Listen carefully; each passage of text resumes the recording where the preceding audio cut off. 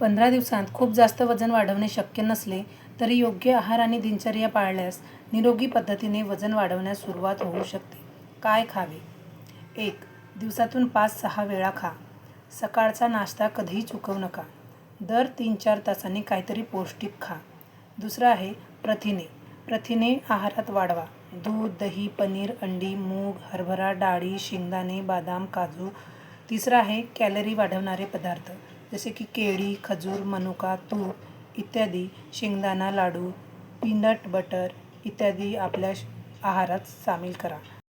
Milkshake बनवून सुद्धा तुम्ही पिऊ शकता. चौथं आहे घरगुती वजन वाढवणारा ड्रिंक.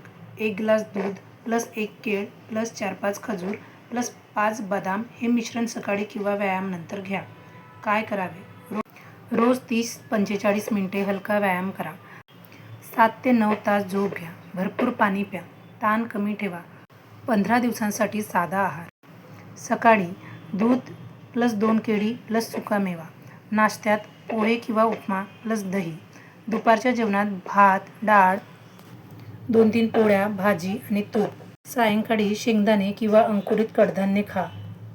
रात्री पोळी, भाजी, डाळ, दही इत्यादी खा आणि झोपण्यापूर्वी 1 ग्लास कोमट दूध प्या.